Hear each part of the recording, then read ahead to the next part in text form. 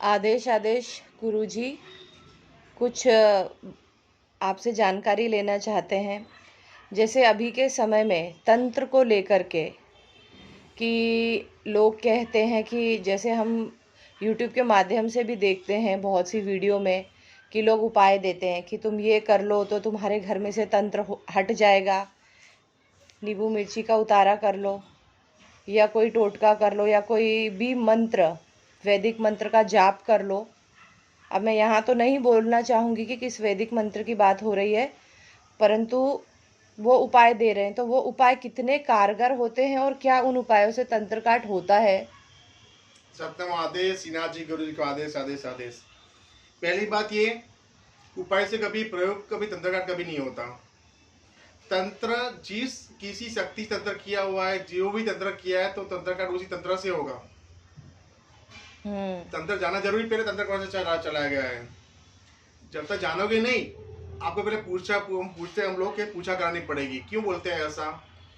क्योंकि आपके ऊपर जो तंत्र किया गया है, कौन सा किया गया है, कितना समय हुआ है, क्योंकि काफी लोगों को बहुत समय से बहुत पुराना किया गया होता है, उतना ही लंबा और ज्यादा असरदार रहता है, ज्यादा प्रभावबल रहता है उनका तंत्र।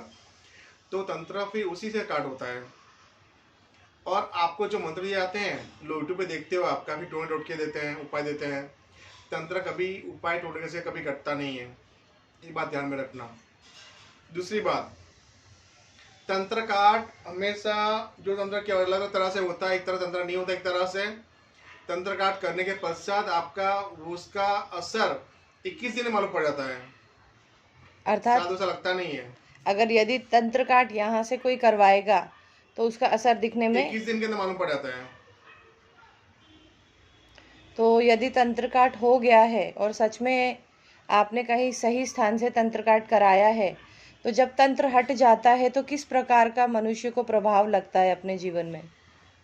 साधारण सी बात है, किसी भी एक व्यक्ति विशेष पे तंत्र कभी चलता है, किसी ने कराया हुआ है, उस समय उसकी आर्थिक, मानसिक, शारीरिक पीड़ा शुरू हो जाती है। किसी ने शक्ति का प्रहार किया होगा, अगर शक्ति चलाई होगी तो उसको दिक्कत, घर में सबको दिक्कत होगी। घर का मुखिया कोई है जो मेन अपने घर के अंदर होता है, वडील जो भी, उसके ऊपर किया है तो सबको परेशानी होती है।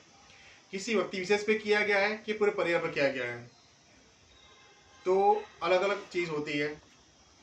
किसी, अगर कोई व्यक्ति उसे छोटा बच्चा भी है तो बच्चे को भी असर करेगा। तंत्र करना जरूरी होता है, वरना वो दिक्कत होती रहती है। अर्थात यदि तंत्र उच्च कोटि का किया गया है या प्रबल तंत्र किया गया है तो उससे कोई भी मंत्र वगैरह असर उस पर नहीं करेंगे। काफी लोग यूट्यूब के ऊपर देते हैं वीडियो, क्या मंत्र का प्रयोग करो, वैदिक मंत्र देते हैं, ढूंढ के देते हैं। मंत्र कभी काम नहीं करता है वैदिक मंत्र। कि आप हनुमान से पढ़ लो, ये पढ़ लो, वो पढ़ लो, कि भूत पिशाच निकट नहीं आवे, सुनेंगे तो पिशाच निकट नहीं आएंगे, तो पढ़ने से आपका तंत्र कट जाएगा, वैसा नहीं होता। तो बोले भजन बाहर पढ़ लो तो ठीक हो जाएगा, वैसा नहीं काम करता कभी भी। और काफी लोग बोलते हैं मेरे घर में देवी शक्ति, मेरी वाइफ को, मेरी पत्नी को या मेरी बहन को, कि मम्मी को माता की सवारी आती है, तो मेरे तंत्र हो सकता नहीं, कोई शक्ति आ सकती नहीं है।